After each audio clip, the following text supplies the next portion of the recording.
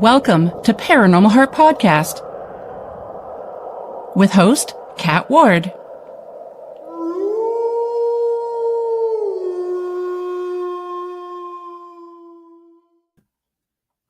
Hello, my friends. Welcome back to Paranormal Heart Podcast.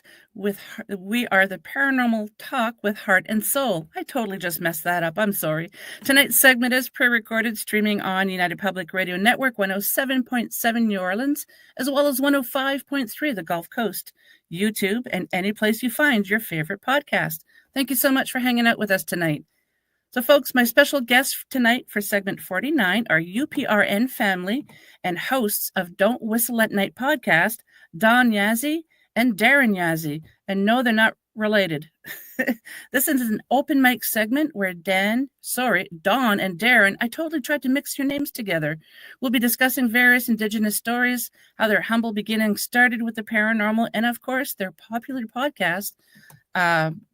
So let's get started. Here are, oh my God, where is my, okay, so thank you.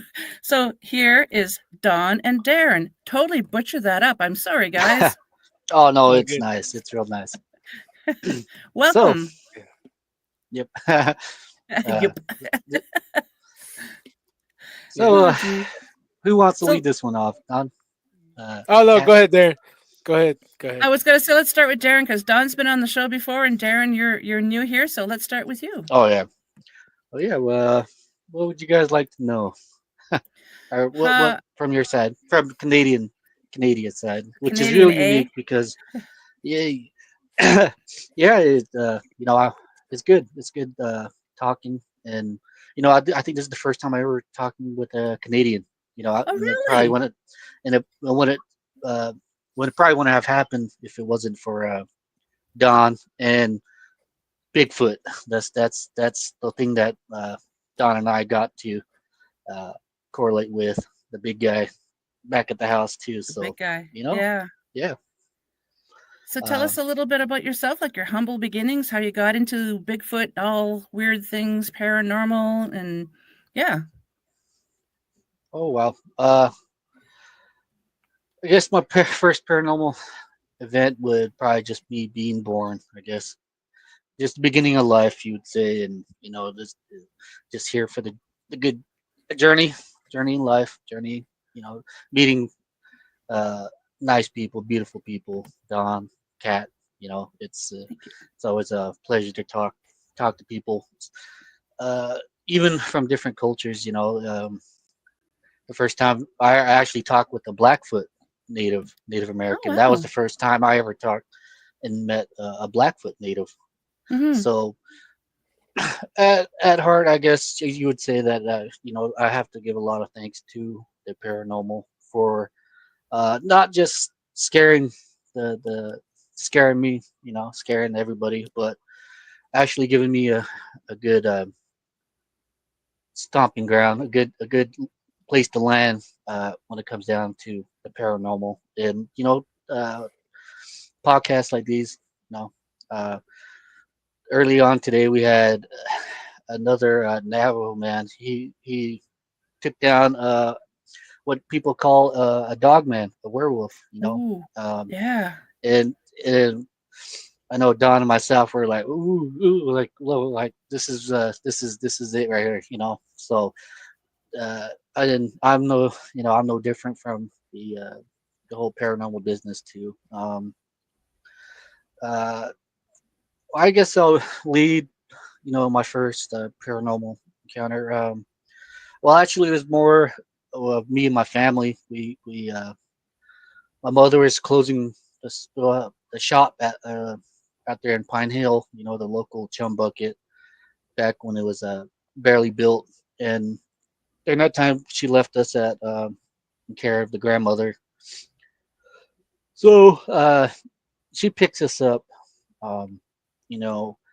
It's late at night, 9:30, 10:30, and we lived. My grandmother lives in Pine Hill. It's currently where I live now, but when we were younger, we used to live in Rama, New Mexico, which is roughly about maybe 20 miles from Pine Hill. Mm-hmm. She picks us up. It's late at night. We're the only people on the road. So as we were driving, you could see from a good distance. I know I took pictures of the road. I posted on my Facebook. There's a little a little divot in the road, so you can see from one end the dip in the road, and then on top again. So as we're driving, we see a light. A light from the distance. So we've seen whatever this entity was from a distance. As we started getting closer to it,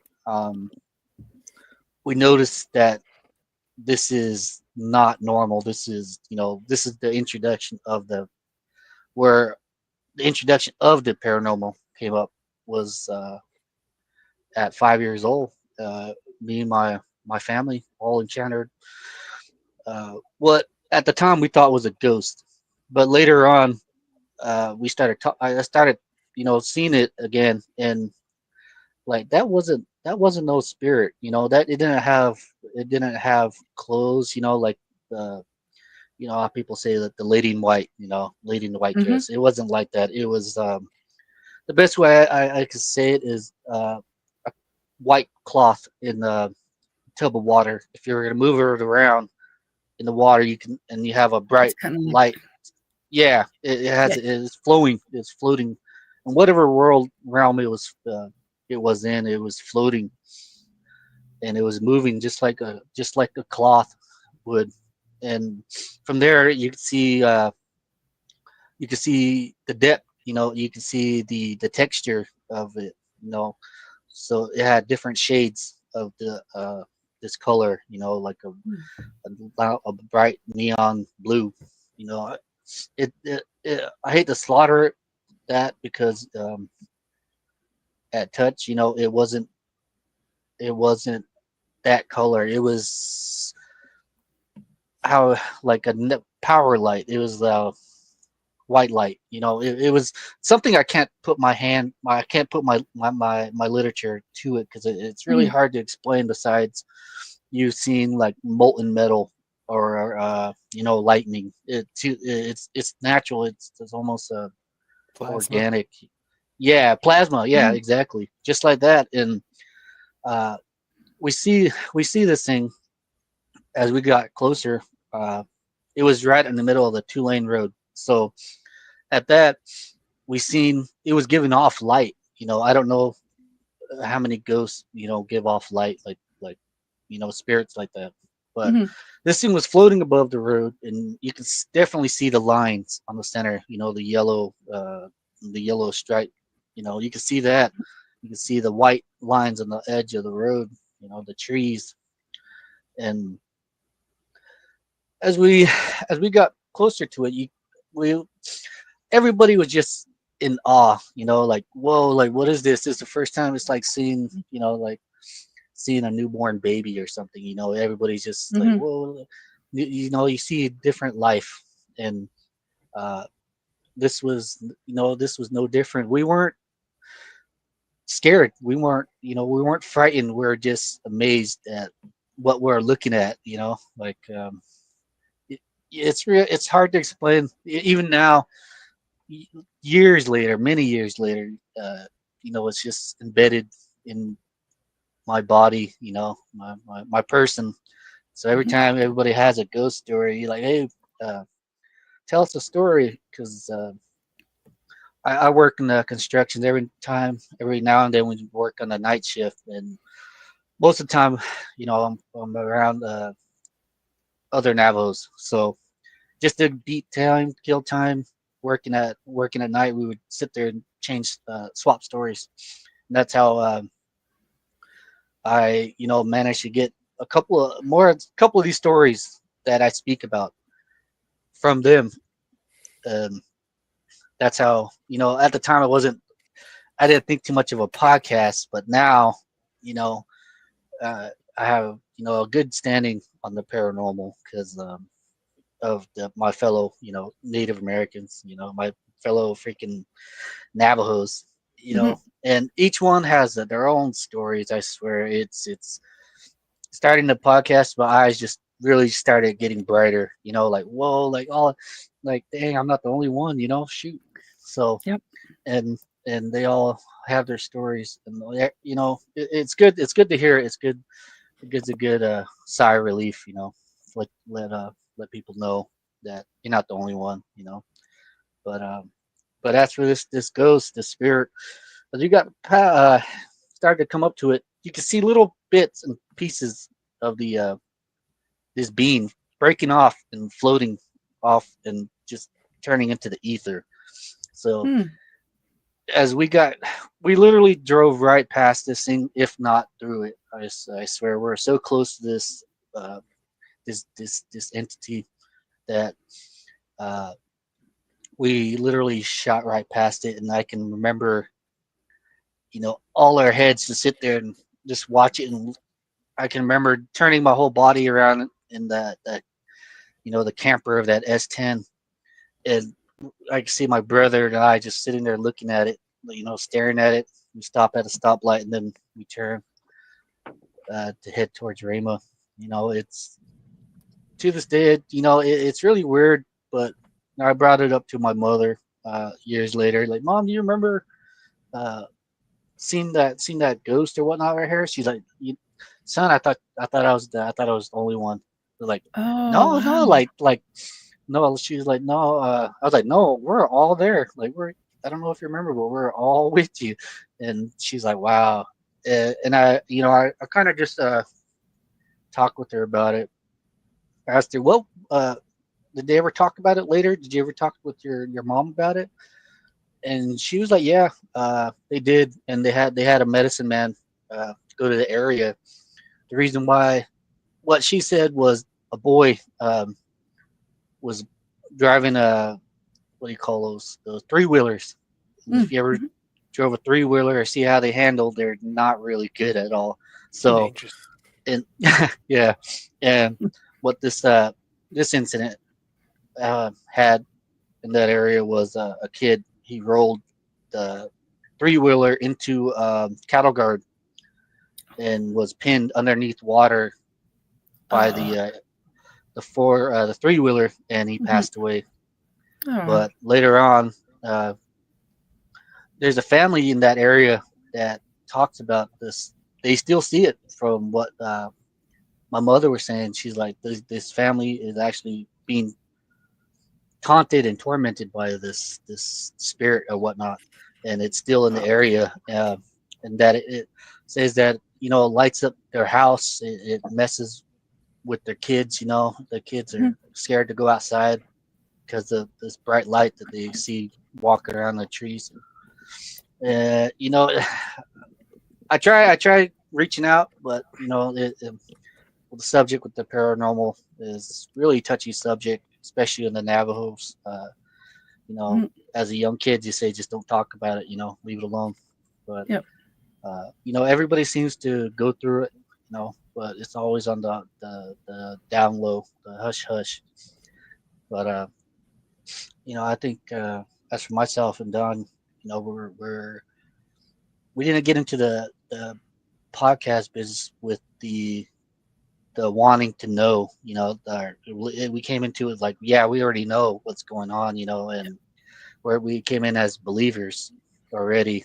So, and experiencers are, we all have or personal encounters, and even with everything from UFOs, ghosts, dogmen, Bigfoot,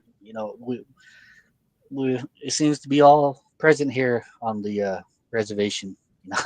And where I live is it's no different. We see, UFOs. I have recordings of it. It got so bad one week that it was out in the sky every night, and I have recordings, video recordings of it. Even to the just exorcisms. Not too long ago,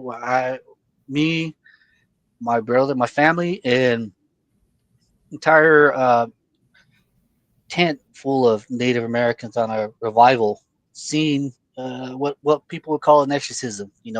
As for the body, the kid's body was floating up in the air. The whole speaking in tongues, and you know to that, I can already tell you, that's real. That exorcism was real. It happened, and me and like 40, 50 other people seen this all happen. Right in the middle of the crowd. So even subjects like that, even I seen the remnants of what the America would call skinwalkers.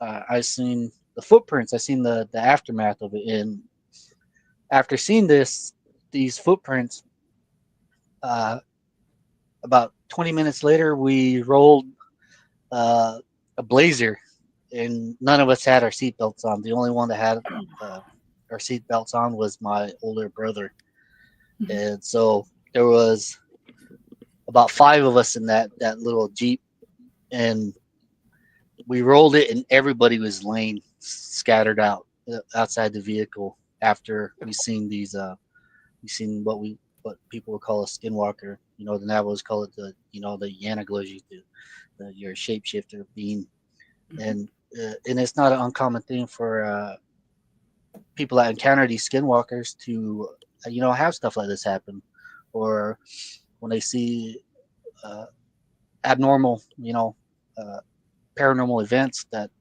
they would either fall sick, or their vehicles wouldn't work, as one encounter with my 2 parents had.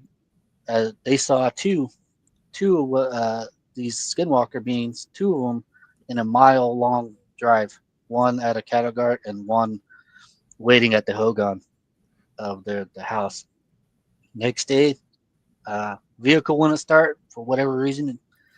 It just wouldn't start, and they ended up just scrapping it, and no one knew what was going on. So, it kind of comes with the territory. With these skinwalker beings, even other creatures, other beings, the Navajos we have out here, these Yebiches, they're basically just winter dancers. They you can see them on paintings, Navajos do, and you can see them. And I have one friend of mine's. I know his name, but I don't really. I'm not gonna say his name, but I know him. I know where he lives, and he's my friend. And just one morning at a safety meeting, he just looked at all of us, and he's like, "Guys, you guys won't believe what I'm gonna tell you, but I'm gonna tell you anyways." He's like, "You guys know what a Yebiche is?" Like, and everybody's like, "Yeah, what about it, bro?" Like, that's just common knowledge, And he's like, "Dude, I seen one this weekend." And what he was saying was, he was driving back. I think he was from Page, one of the roads back there. And what he said was, I was driving by myself. I seen a Yebiche sitting on the center of the road.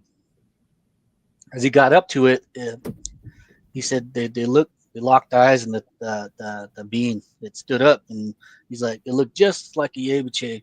Besides it looking just like him, the only difference was he said it stood about 9 feet tall, and it stood up, looked at him. They looked at each other. He was, at that time, he was saying, I didn't know what to do. I don't know if I should turn around, I should go home, we go straight, go back to Page. I didn't know what to do. So the thing, it stood up, and it ran on top of a little hill. Then it sat. You see, it crossed its legs, and it sat down, and it was watching him. And from what he said, he's like, I hauled ass home. And I would he's like, imagine. the next day, he's like, I was just sick, bone sick. And he ended up getting a hold of a medicine man. They have their own ways of singing, pray for traditionally for stuff like this that happens. And all the medicine man afterwards, all he said was, in this life, there's stuff we're not meant to see. Man is not meant to see. You just caught a glimpse of that veil that lifted, you seen them. So stuff like that. Always lean back on a couple of stories that were told. Stories actually that were told to me on the job site. So, and the other one was another kid. Well, we were both kids at the time, and we're working like 50 feet in the air. Changing out some what do you call those? Like they call it a shaker, and basically shakes the earth from the copper and you know heavy Okay. rocks. hmm And we're changing out some little panels that they had. It was just me and him, and he started telling me a story about uh, people him and a group of kids seeing a kachina. I don't know if you know what those are, kachinas No. out there. Well, same thing. They're basically they're the Pueblo culture, but the Native Deities. Americans, yeah, deities, yes, and Navajos that live close to separate other cultures out there. The Hopi being one of them. The hmm Apaches. So the Zuni Native Pueblo, and each they all have their own figurines that they draw, or they form out of Cottonwood tree. wood, yeah, cottonwood. And if you were to look it up, you would see them, and they have giant headdress, you know, uh, face masks, jewelry. They wear silver jewelry, and from what him and a group of kids seen was a kachina. Again, just like my friend, he's like, you know what a kachina is? Yeah, and I was like, yeah. He's like, I seen one. It stuck its head out of the ground. He's like, out of a portal, as they would say. And he said it put its hands on the ground, and it was moving its finger, and like, come here, like the Oh, grandmother grandparents would say to the the kids, like, move, beckoning the kids to come here. And they're all looking through a micro binoculars, and he's like, it looked just like it, man. It had the bells, it had the jewelry, mhm. had the headdress on, and what the only difference that he said was, like, he's like, bro, this thing had a rainbow as a necklace. And so he said that's exactly what he said too. He's like, bro, this thing was wearing a rainbow necklace. Mm. He's like, you can even see the clouds on both sides of its shoulders, you know. And I was like, whoa. And after that, the kids ran off scared, screaming.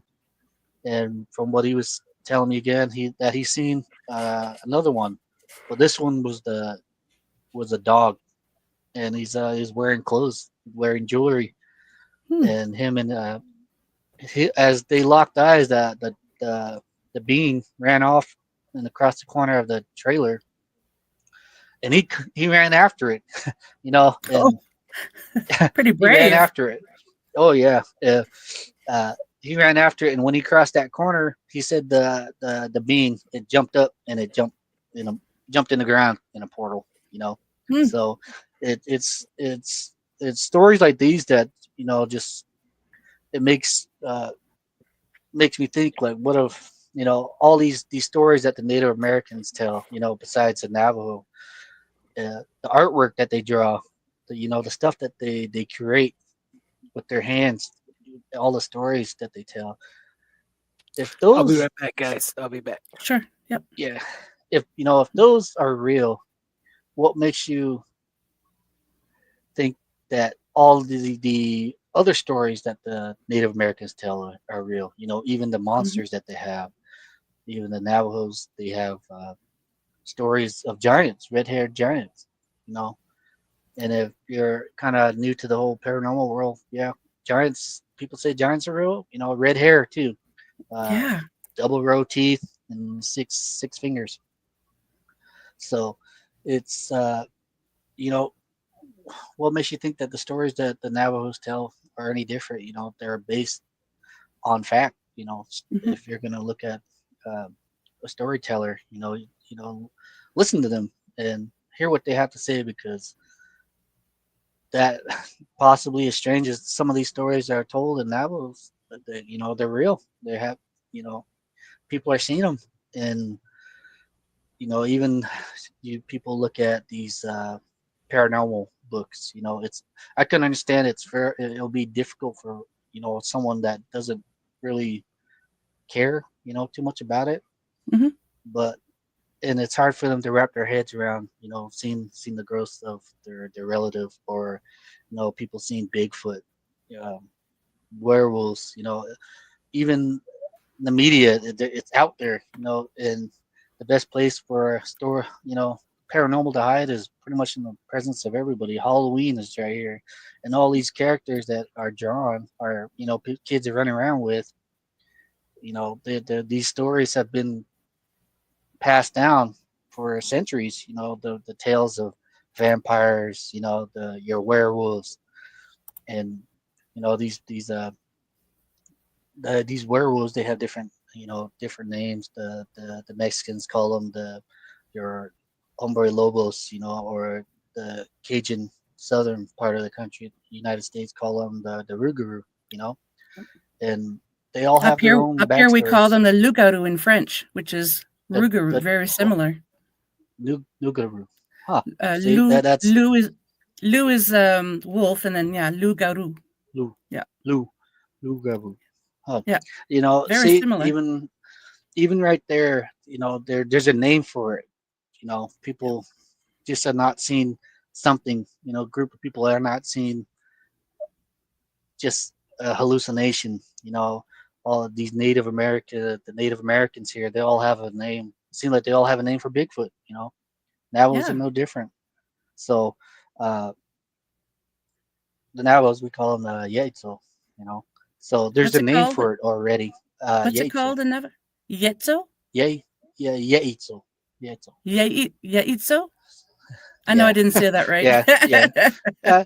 It is good. I had trouble saying the French word too.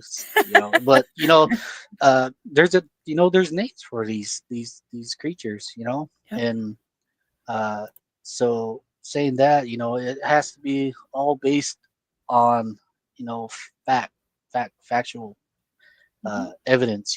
So uh, uh, people just really gotta open their eyes a bit more. Those lights in the sky, those might be possibilities they're not planes, and Mhm. the stuff that you see with your eyes, probably are not gonna lie to you. If you've seen it, you've seen it. Um, but for my I guess my whole life, just been having paranormal events like these happen.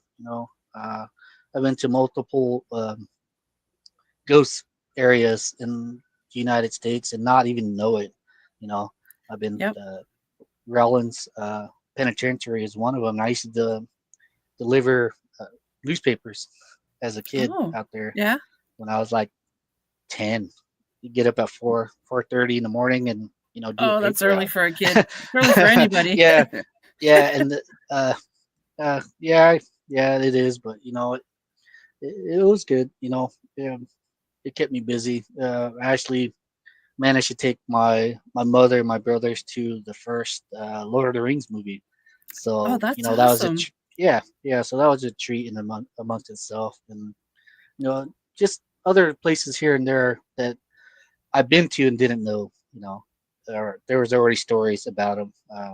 The Drift Inn in Arizona, Globe, Arizona is one of them, and that Globe, Arizona, right there in itself is just a whole ghost town. And Oh, not in the sense that it's abandoned, but there's it seems like downtown and the mines, places out there is just you always see something, see ghosts and shadow people. I have went through an incident out there at an apartment. My brother had an apartment, and we seen shadows peeking its head out, stuff like that, things making weird noises, and it's an encounter amongst itself. I talked about it earlier today with our guest, because he brought up the whole aspect of sleep paralysis, and Mm-hmm. I would take that as sleep paralysis too, the event that I went through. But my two other brothers, seen whatever creature I swung at and underneath the coffee table, and it looked more like a goblin, a ghoul. Like it had a big bulbous head, it's skinny.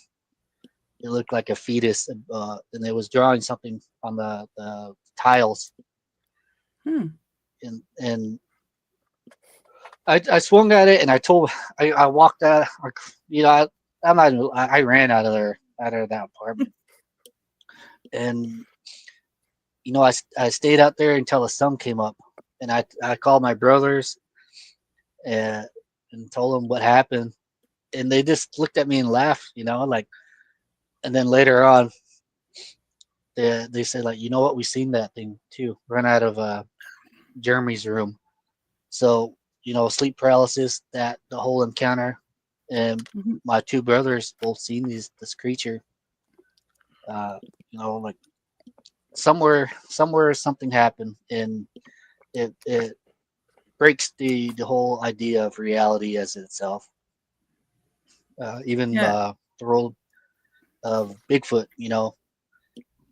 Uh, I have my encounter too. Me and my mother and my father out here in Pine Hill when they decided to live out there in the place, the little area at Unit 5. Um, and when they moved there, they were the only house in that area for like maybe 80 years. Mm. Before that, it was all flat farmland, and that area itself is just really weird, witchy. You hear voices, in the trees. You see stuff in the trees. You see lights in the trees, lights in the sky. Uh, phantom stampedes. Just Mm-hmm. witchcraft. The whole Skinwalker business is, it's very much alive out there, and it's not really. It's not a cryptic as some of these paranormal, uh, you know, YouTube shorts videos that they have. They picked it as like a cryptic monster. But in all reality, it's a man. It's a man or a woman doing witchcraft and have the ability to shapeshift. And I say that in a stern voice because it's real. Uh, they're just not made up stories, and people are out here encountering this witchcraft, and they all uh, they're all scared, tormented, and there's usually nowhere to go most of the time. And like I was telling you before, the Navajos, they're really, once they see something like that, usually the parents or the grandparents say they don't talk about it, leave it alone. You'll give it more power. So Mm-hmm. it just leaves a lot of unspoken information. So even with the podcast right now, a lot of people are listening to it, and they can, most if all, can relate to it. That uh, the reservation out here is very much alive with so much of weirdities and oddities. And New Mexico, it's the hills have eyes, and Yeah. it's no different where I'm at. There's a lot of things that run around at night, and a lot of paranormal stuff that happens. Even Do you to the think that point where reservations have? Sorry. Do you think reservations have more activity than off the reservation? Because from talking with Don before, I'm like everything happens there. Like it's just amazing. uh, I would like to think so. Yes. Mm-hmm. I have the belief that for my area where I'm from, my mother, she would talk about these skinwalker people, and one of them she said looked like Freddy Krueger. You know, that's the best way Oh, she can remember that Navajo man, because his face was, his burnt. And also another lady that practiced this witchcraft. What she was told, or what she remembers of that lady, was she was a drunk, and all almost every time she always had money for her alcohol. And one night they found her. I guess she hung herself, and oh, in their house, her kids just being nosy, digging around.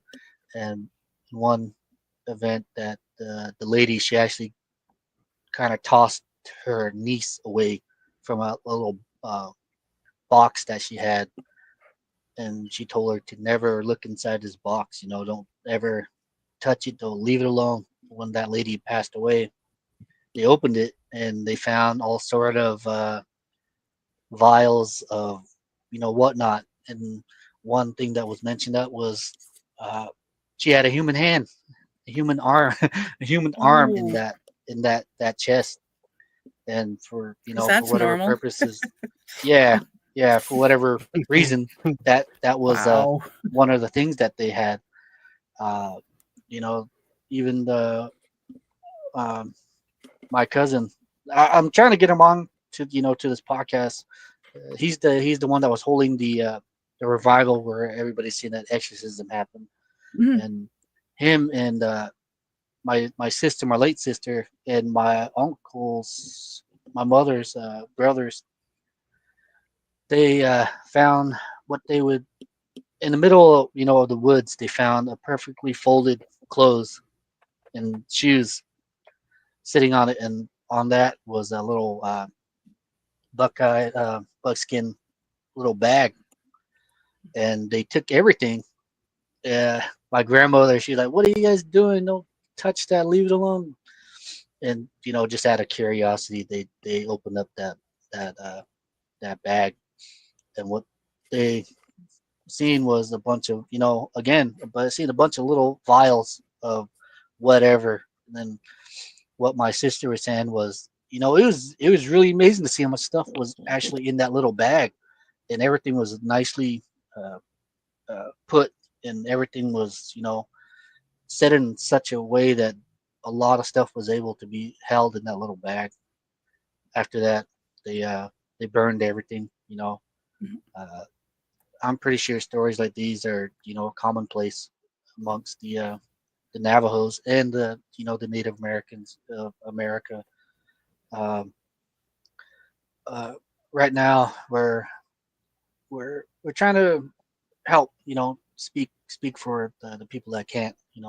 If it makes them feel better for them to listen. It brings them comfort to know that they're not the only ones that are going through these Yeah. experiences. These paranormal events. Um, it even made I think that was the first dog man we had today, and it make I, I feel bad for the man because I know how it felt. I know how it was Mhm. to be put in such a situation, and it's good to talk about it. And it was good. It made me feel like damn, I'm not the only one out there. On the reservation that Mhm. encountered these dog men. You know, luckily for him, he shot and killed it. He downed Oh, the dog man. Something I couldn't have done, and probably won't be able to. But they are they are able to be brought down, which is really good. If it comes down to it. Um, but as for UFOs, I don't know if the New Mexico, the 505. There's always the mhm. Roswell. You know, Mhm. and what one thing that uh, about the UFO in Roswell, it didn't crash in Roswell. It was just taken to Roswell. I think the actual crash Yeah. happened in Corona, New Mexico, which is like maybe 80 miles north. of That's Okay. cool. I didn't know that. yeah, Yeah. yeah. The reason why it's taken there is because Roswell was a military base, in the area. So that's where they took the UFO. And Roswell, man, they're really cashing in on that whole UFO business. There's alien shops everywhere. Even the little Yeah. McDonald's has a UFO on top of it. I think every year Oh, they that's have cool. yeah, they're embracing it, and Yeah. each year they have like a little festival for it. It gets pretty Yeah. big. So That is pretty neat. even with Bigfoot, I'm no exception to it. And me and my mother and father, we sat and listened to one that we thought at the time we recorded everything, but for if you remember those old like Razor phones, the Yeah. battery, if it got too hot, the battery exploded. And I asked her to record that just so that people, we have some type of proof and evidence, to show to people. Uh, Sadly, it got destroyed and that the battery blew up. And Maybe we something made the listened. battery blow up. Maybe it wasn't a Who natural knows? occurrence. Who knows? It's all part of the mystery. There's probably a reason why all these Bigfoot pictures are all blurry.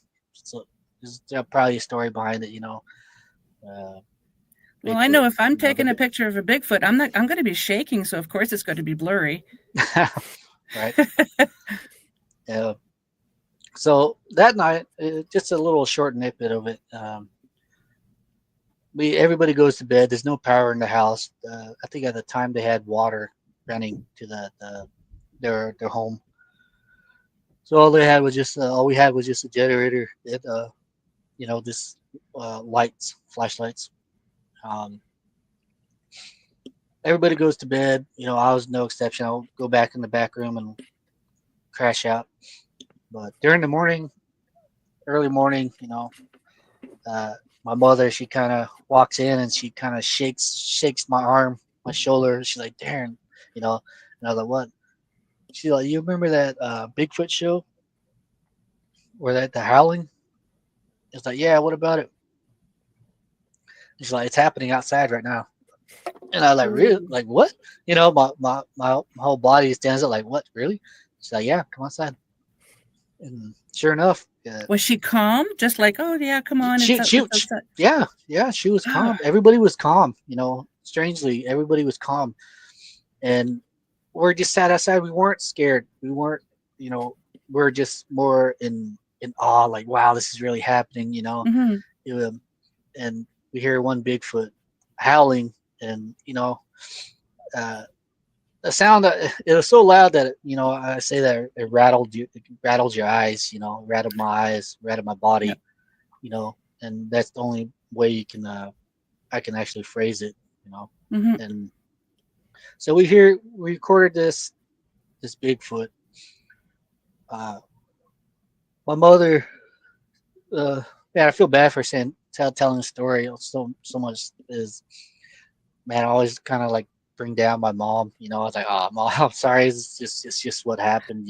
And I kind of got mad at her because not that she woke me up but it was actually the wake me up and not letting me do anything about it.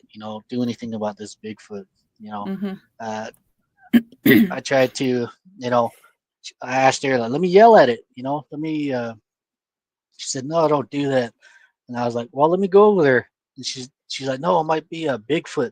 And, I was like, my mom, if it's a Bigfoot, I'll go over there and I'll tell you it's a Bigfoot, let me see, let me take care of, let me handle whatever this is, you're scared and, and that's not right. Whatever this is it's scaring you, and that I I have to do something about it. So again, she said no, and I asked my mother, like, we had a 9mm that we got you for stuff like this, and living out there in the country, the nearest house is about maybe a mile, maybe 2 miles away. So literally, if you scream, probably no one will hear you. So in that case, we got my mother a 9 millimeter, and I asked her like, Where's it? Where's it? Give it. Let me have it. And let me let me shoot around at it." And she's like, "No, it might be might be someone. Like if it's someone, they probably, I hate to say it, but they probably deserve to get a get a shot at, because they're, it's 2 o'clock, 2 midnight. No one's in the area, and all they're trying to do is scare you, and they're obviously succeeding. They're I don't want to be known for, get punked out. So she hands me the she hands me the gun. She hands it to me, and I look at it, and like, where's the bullets, and like, where's the magazine, like, where's the clip for this? It's in the house. I don't know where it's at. And then I was like, oh, mom, like, why? Like, you're defeating the whole purpose of having a gun. You know, there's no bullets. It's not loaded. So we go back inside, and just a little flashlight. We walk inside. We had a little dog, Dottie, a little rat terrier Chihuahua. We walk in, and the little dog, she's looked like frog legs. All you see is just frog legs of her trying to push her body underneath the couch. Oh no! And all, yeah, that's when I was like, oh damn, even the dog's scared now. And I was like, all right, That's it. got the bullets. Yeah, like, yeah, that, the Gloves are like, off. damn, yeah, like damn, even the dog's scared. So we go back outside, and before she said like, yeah, you can go ahead and pop her. I asked her like, let me at least shoot a round up in the air. Like, no, you might hit someone. After a while, she came around. She's like, okay, you can do that. And that's when we decided to get the bullets. So we go back outside. We sit down on the little porch, the little little 3-step porch that we had, and just to let you know, it's just me and my mother sitting in the dark. No lights. All we're hearing is just this what we would call a Bigfoot howling. And after a while, we sat it there, and then we heard a second one from the back of us, the back of the trailer. So I was like, oh shit, now we have two. And then my mother got scared, and then I tried to man up about it, and then you start hearing a second one, and I was like, oh shit, like, okay. And your mom was like, okay, now you can shoot at it. So after that, one would howl, one was stationary and howling, and then the other one was moving, and they were like yelling, howling each other back and forth. One was just every howl that the second one was making, it was moving along the tree line. So I go back and I pull the hammer back in the gun, and I point it in the area, and all I hear is just a click, and I was like, oh man, look, what happened? So go back inside, and I loaded the bullets backwards on the gun. I don't know how I did it, but I loaded them backwards, and go back in, switch everything around, and we go back outside, and they're still howling back and forth. After that, my mother's like, no, don't shoot at it now. And I was like, oh, like, damn. And I'm like, where's that flashlight? You have a pretty good flashlight. And like, let me shine a beam on the area. So we do that, and my mother's sitting next to me, and I put that, how some of these flashlights, you can turn the head of it and it goes a broader point. Yep. Mm-hmm. I did that, and I turned it on right at the area, and all you hear is just the echo, or the voice changed on this Bigfoot. It's like, hoo, hoo, hoo, hoo. Like it got really excited, or it wasn't expecting. Maybe got him right in the eyes and he's blinded. Who knows? Who knows? But after that, we put the flashlight on it. It stopped. Everything stopped.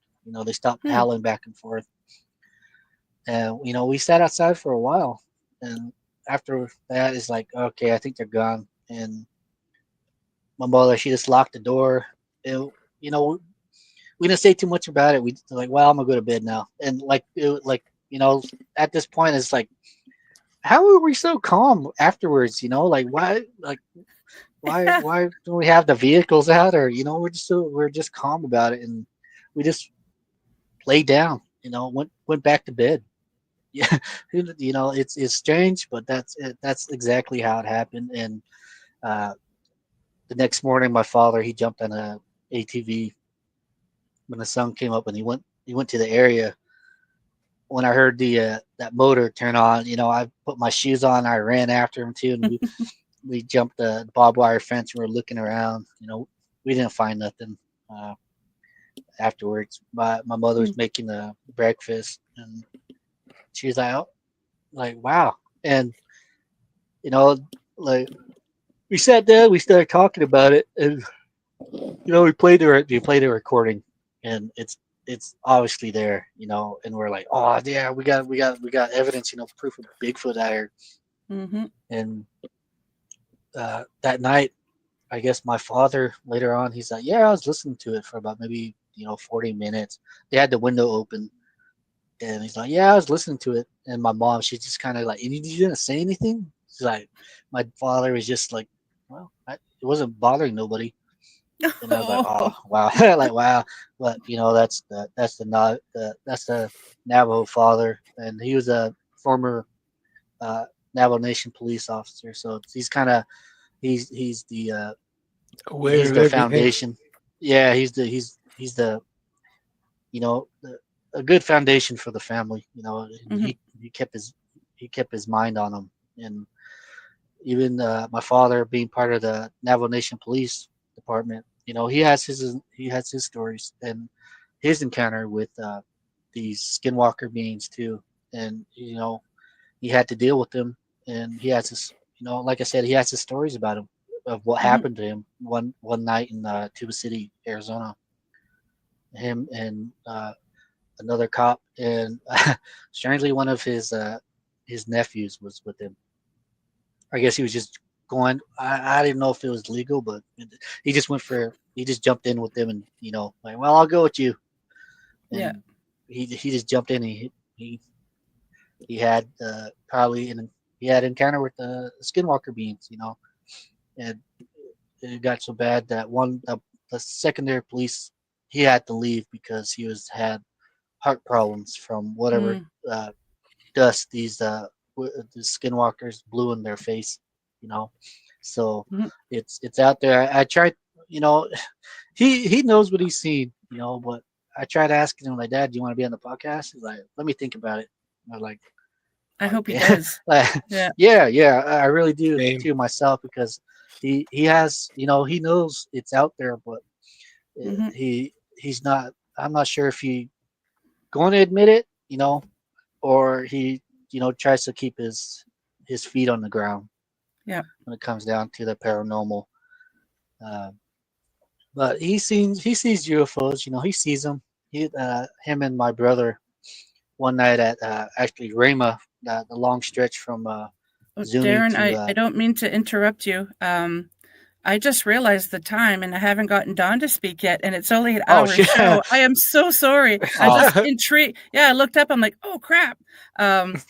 Definitely want to have you. I'm sorry, Dawn. It's okay. It's okay. I It's definitely chilling. want to have you back on because it sounds like you have so many more stories to tell, and Oh yeah, I want the world to hear them. But Dawn, yeah, let's for the last few minutes that we have, the mic is yours.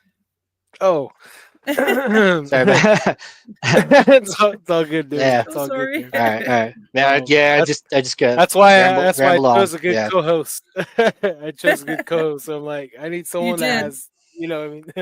But what did I share with you the first time? I've been on so many podcasts. It's crazy. I'm like sharing like different parts of my Yeah. life. Crazy. Well, Man, actually, it's why real. don't you talk about your podcast and what made you decide to start it? Oh, yeah. Our podcast is called "Don't Whistle at Night." Yeah. Credit to Darren on the name. Um, Nice. the original term for "Don't Whistle at Night." That's a big that's a big taboo on every Native American tribe Mhm. because it'll bring in Sasquatch because Sasquatch hunts and he whistles, and Skinwalkers, you'll call Skinwalkers, and when they whistle, they'll both come to you. They'll Mm. whistle back, and and growing up on the reservation, same thing in Darren. We see ghosts, we see things that we shouldn't see. And everyone's telling us, be quiet, don't talk about it. They put ash on us. One of the things we have to do for protection on that is, cedar ash across the forehead, or Mhm. depends on how bad skinwalker or ghost haunting activity, because I remember my grandpa would just throw ash on us a lot, a few times. And he wouldn't tell us what's coming around. He's singing his prayer, or loading his gun at the same time. And so, it's just normal. And for us growing up, and even to my adult, my encounter of my first Sasquatch, and you know a lot of our people are policing each other. Don't talk about this, don't talk about Mhm. that. You're only encouraging it. And a lot of us, we talk about it a lot, in our little small circles. And I started cryptid investigating. I seen my goat man, I seen little people, I seen skinwalkers, and all that. And coming into Bigfoot, crossing paths with him reaching out to William Jevning. And that's where I started my podcast journeys with Creek Devil. And it took me a while to speak and get comfortable hearing my own voice. It's And not then easy. Right. it's Right. not it's not. And then he told me you wanted to have me on, and it took me a long time thinking about it. I don't, because I already knew, like, once we get on this and it's gonna, what I mean. I kind of already knew that this was gonna happen. And I was like, I'm not ready for this. I'm not comfortable with this Mhm. yet. Because we've been bullied a lot. Being Native American, getting bullied by the Caucasian kids, the Mexican kids, the black kids, the other tribes. Like, Mm. you realize Mm. that everyone hates us. Then you're back at home, and everyone that around you has different clan, and they don't like you. And it's just like Yeah. everywhere you go, and then you see a ghost. And then you're like, who am I going to tell? And Yeah. then we're just Mm. we're just quiet. And then we started networking. And yeah, and then met you, and then was on Michelle's. And Yeah. I think it really uh lifted off from there. And now with this podcast, we're having numerous people reach out to us, That's that awesome. Good for you yeah, guys. yeah, like some Yeah. serious cases upcoming, dealing with witchcraft skinwalkers that we're going to be looking into, boots on the ground. Yeah. And this past weekend we're in Navajo Nation. A few of my team, we just stayed up all night and swapping stories. And only thing that kept us company was a ghost, because all along the highways of the Navajo Nation, people passed away basically Oh. everywhere, because a lot of alcohol is involved. Oh, And, okay, uh, yeah. and people are driving fast, or they just go to sleep, collision, you name it. Hmm. So, we just hear someone making noises, breathing, and we heard someone say, "Ew." Oh. Like, yeah, this was like all night. And then, like, there's a sign. There's a lot of stop signs, don't pass, and something scratching the middle signs. Like, oh man, Oh.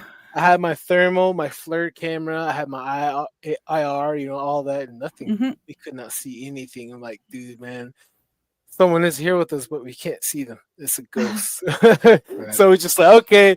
We just sat down together and we're just telling stories all night until, oh yeah, it started fogging too. During the whole time was a fog, Oh. and it was Hmm. snowing. It was snowing. What? Yeah, That's that's just what we're recently? saying. Ah. Yeah, that was this Friday night, Saturday Wow. morning. Fogged around us and snowing, and then it started raining, and we called it. We had to go to Kaibatsu gas station to get some rest. Just to But warm up and dry off and yeah, and then go to sleep, and then yeah. drive again back to St. George, Utah. So we're gonna be getting more involved with looking into things. I seen portals myself, and seeing it open up in the sky. And I didn't see anything enter or close. It just looked like we're gonna feel like a giant window open, then it closed very slowly.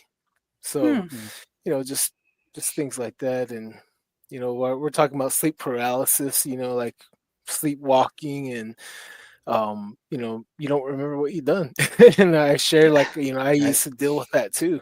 You know, ever since I was small. At the gosh, you know, or going gushy, you know, like you're having a bad dream, you get up and you're walking around and Yeah. you're not aware of what you're doing. You know, I had that Mm. same problem. And then I think it carried on to adulthood where I would stay at a hotel or stay at somebody's house and I would see a ghost, or I would have a bad dream of seeing something inside their apartment. Like one time, my brother-in-law and his wife, they were staying at the school in American Fort, Utah, by Salt Lake City, and you know we're just hanging out there, and it was time to go to sleep. They blew up an air mattress for me, laid down, and went to sleep. And as soon as I closed my eyes, like I opened it and there was like a lamp on. It was weird. Like I don't remember seeing a lamp in there. Look kind of like the 80s vibe or something, you know, like Yeah. the old lamp. I'm like, what in the world? And something jumped on top of me. Boom. I looked and it was a Caucasian kid. And he had red hair Mm-hmm. and all he had long, deep cuts all across his face. Deep cuts. His Oh, skin was like open, like it was open, but you can see his eyes like someone cut his whole face, and he was man. dressed like a settler period clothes. Mm-hmm. And you Mm. know, he was like this, and I was holding him, and then just looking at him, he was staring at me, you know, like just like WTF, you know, and then he went boom. When he raised his hand, he had a huge butcher knife, and he went Oh, down to stab me. I moved my head, boom, 1, 2, 3, and I pushed him off, and I got up, and I actually woke up. I sat up, and it was the sun that was out, and the air mattress was flat. oh And no. I stood up and I was like walking around like I was like ready to fight. I was like, oh my gosh, man. Yeah. And I remembered the dream and I was like, no, no, no. I look where my head was. There was 3 puncture holes of that knife. Oh man. You know, and then my cousin came and was like, dude, you have a little redhead kid here. He has a knife. Watch out, dude. I was like, Yeah, I'm no out of here. kidding. Peace. Yeah. I was like, deuces, you know, Damn. and I don't know if I shared my Ouija board story with you guys. Did I I? don't know. But unfortunately I don't have time for that. Oh, okay. Yeah, All I good. know. So yeah, definitely want to have you guys back, and I'm gonna write that down so you can talk about your Ouija board. Okay, That's gonna be experience fun. next time.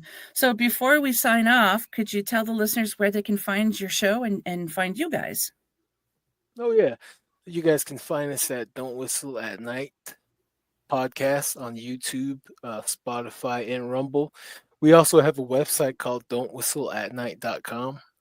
You can reach me and Darren on Facebook. Darren's under Darren Yazzie Facebook, and I'm Don Yazzie on Facebook. And we have a group on yeah. Facebook as well. It's called Don't Whistle at Night group, podcast Oh, group. I don't know if I know Yeah. that. I have to go check. Oh, I'm gonna have to invite you. Yeah, please. I might already. I don't know. Oh, okay. I'll Okay. check it out. Yeah. Yeah. Well, sorry, Darren. Do you have any last thing to say? Oh no, just like and subscribe to Oh yeah, yeah, Definitely. to the Like definitely. and podcast and subscribe. yeah, Yeah. for both Okay. podcasts, So Yeah. yep, that's good. Mhm. Sorry to cut it short, guys, but yeah, we Oh, it's all definitely good. have to have you on again because you guys are so interesting. So hang tight. I'm going to say my farewells to the audience, and then we can chat for a couple of minutes if you guys have time. Okay. So Okay, thank you very much, sounds good. guys. Wow, that went by fast. So thank you so much to my special guests tonight, my amazing audience, and UPRN 107.7 New Orleans and 105.3 the Gulf Coast. Remember, if you enjoyed the show, please support us by liking, subscribing, sharing, and commenting. Another way to help support the show is by grabbing some swag. If you'd like to pick up your very own Paranormal Heart podcast mug, like the one I'm showing here if you're watching the video, please reach out to me at paranormalheart13@gmail.com. So until next time, everyone, take care of each other. Much love to you all.